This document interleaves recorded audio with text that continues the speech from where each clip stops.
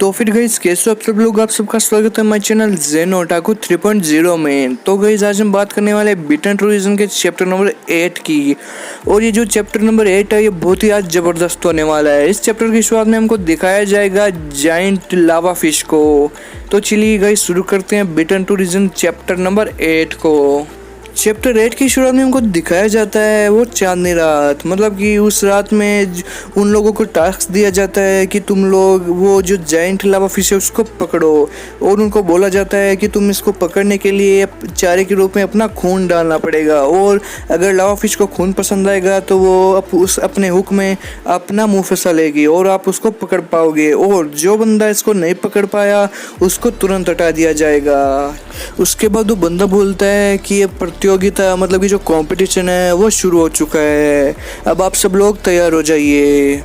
उसके बाद वोंग जो होता है वो वेंगचा को बोलता है कि अब हमें रील करना है। उसके बाद वेंगचा होता है वो वोंगजे को बोलता है कि ये तो कोई लावा फिश थोड़ी है, ये तो इतने बड़े बड़े मॉन्स्टर्स है। उसके बाद वो फिश रोड को अपने हाथ में उठाता है और वो जो फिश रोड होती है वो बहुत ही भारी होती है। उसके बाद वो बोलता है कि ये फिश रोड है वो बहुत ही भारी है।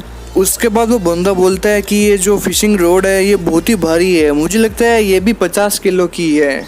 उसके बाद वो बोलता है कि जो मोस्टर फिश है इन दोनों को मिला के इसका वजन कम से कम 100-150 किलो हो जाएगा, मतलब कि इसका जो वेट है वो 100 kg हो जाएगा। उसके बाद वो दूसरे बंदे को फिश रोड से उस मॉन्स्टर फिश को उठाने की कोशिश करता है। वो देखता है कि क्या ये उठा पाता है कि नहीं उठा पाता, लेकिन वो देखता है कि उसका वजन तो 150 किलो भी हो जाता है, मतलब कि 150 kg हो जाता है और वो उठा नहीं पाता। उसको बहुत भयंकर पसीना आने लग जाता है। उसके बाद उस बंदे को बहुत भयंकर गुस्सा आ जाता है और वो उसको फाड़ के रख देता है। और वो उसको इतना बुरी तरह उठाता है कि वो जो फिश होती है मॉन्स्टर फिश वो ज़मीन पे आके गिर जाती है और वो तड़पने लग जाती है। और वो जो बंदा होता है वो बहुत ही खतरनाक शक्ति से उसको फाड़ कर रख देता है। फिर वोंग जे उसको देख के बोलता है वाओ ग्रेट पावर, उसकी शक्ति बहुत ही ज़्यादा पावर की है, मतलब वो बहुत ही ज़्यादा खतरनाक बंदा है। फिर वो जो लड़की होती है उसकी पार्टनर होती है वो हंसने लग जाती है। और फिर वो वोंग जे को क्या बोलती है देखिए। फिर वो उसको बोलती है कि वो ड्रग्स लेता है उसके उसके अंदर इतनी पावर है और वो बहुत ही दयालु आदमी है, मतलब कि वो बहुत काइंड है।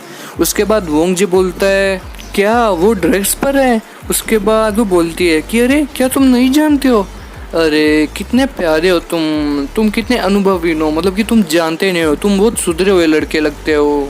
फिर वो लड़की वोंग जे को समझाती हुई बोलती है कि देखो उसके जो मसल्स है वो फूल रहे हैं, उसकी आंखों में खून आ रहा है, उसका जो ब्रेन है वो हाइपर एक्टिवेटेड हो चुका है और ये सब लक्षण है ये है उसी के, मतलब कि उस ड्रग यूज के लक्षण होते हैं, ये जो ड्रग्स यूज करता है उसी के ये लक्षण होते हैं। उसके बाद वो वोंग जे को बोलती है कि वेम्पायर ब्लड से बना स्टिमुलेंट जो ड्रिंक होता है उससे ह्यूमन बॉडी की मिनिमम टाइम में बहुत ज़्यादा क्षमता बढ़ जाती है। उसके बाद ये ड्रिंक पीने के बाद उसमें जो पावर आती है वो बहुत ही नेक्स्ट लेवल की होती है और वो जो बंदा है वो बहुत ही सेक्रीफाइस करने लग जाता है। उसके बाद वो वोंग जे और वेन चांग को बोलती है कि चूंकि वो आश्रित बनना चाहता है इसलिए ये सब उसके करने लायक है, वो ये समझता है कि ये जो कार्य ये सब मेरे करने लायक है। उसके बाद वो उनको बोलती है हंसती हुई बोलती है कि अब मेरे लिए बहुत ज़्यादा मेहनत करने वाला काम आ गया है, अब मैं चलती हूँ, ऑल द बेस्ट बॉयज़। उसके बाद वो दोनों उसको देखने लग जाते हैं और कुछ बोलते नहीं और उसकी बातें सुनने लगते हैं।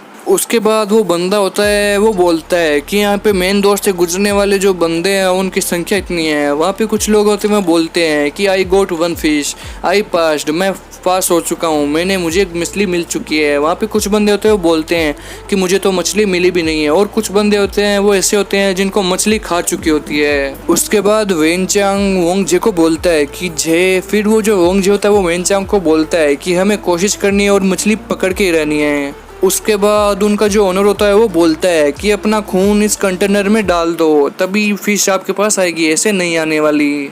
उसके बाद वो उसको बोलता है कि खून डालने के बाद मछली के चारे का इंतज़ार करो, मछली जब आपका ये जो हुक है वो अपने अंदर डालेगी तब आप उसको खींच पाओगे।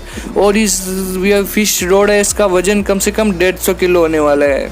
उसके बाद वो बोलता है कि मुझे एक ऐसी मछली चाहिए जो मेरे खून की तरफ अट्रैक्ट हो, मतलब मेरे खून की तरफ आश्रित हो, मतलब मेरे जो खून है उसकी तरफ आकर्षित हो, तभी मैं उसको पकड़ पाऊंगा। ऐसे पकड़ पाना बहुत ही हार्ड होगा। उसके बाद जब वो अपना हुक उसमें डाल देता है तो वहाँ पे एक बवंडर बनना चालू हो जाता है। उसके बाद आगे बहुत ही गलत सीन हो जाता है। उसके बाद वो बवंडर धीरे धीरे बहुत ही बिजली वाले झटके में बदल जाता है और वहाँ पे बहुत बुरा वाला बवंडर आ जाता है। उसके बाद वहाँ पे बहुत बुरा वाला बॉम्ब ब्लास्ट होता है और वहाँ पे एक मछली उसके अंदर चली जाती है। उसके आगे देखिए क्या होता है।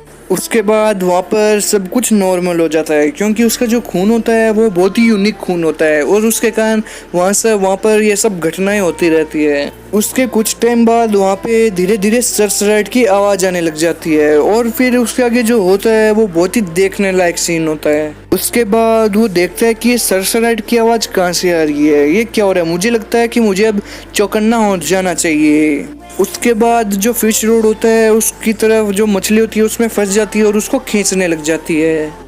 उसके बाद मॉन्स्टर फिश है वो उसके फिश रोड को बहुत बुरी तरह खींचने लग जाती है। उसके बाद वोंगजे बोलता है कि अरे अरे वोंगचेंग मुझे पकड़ो, मैं नीचे गिरने वाला हूँ। उसके बाद वो फिश उसको खींच के नीचे गिरा देती है और फिर वो वोंगचेंग उसको जल्दी से पकड़ लेता है और उसको बोलता है बी केयरफुल, तुम ध्यान से उसको खींचो। और वो बहुत बुरी तरह कस के उसको पकड़ लेता है और उसको खींचने की चेष्टा करता है। उसके बाद वेनजे को बोलता है कि जी। उसके बाद वोंगजे बोलता है उसको कि नहीं उसको जाने मत देना, आज हमें कोई भी हालत में उसको पकड़ना है। अगर हम उसको पकड़ पाएंगे तभी तो हम घर जा पाएंगे, इसलिए तुम उसको कस के पकड़ लो। उसके बाद वो अपने शरीर का मतलब कि अपनी बॉडी का पूरा दम लगा के बोलता है कि उसको कस के पकड़ लो, आज हमको कोई भी हालत में उस जायंट मॉन्स्टर फिश को पकड़ के रहना है। उसके बाद उसका पैर फिसलने लगता है। फिर वो बोलता है कि नहीं मैं कर सकता हूँ, आज मैं उसको जाने नहीं दूंगा, आई कैन डू इट, मैं इसको कर सकता हूँ।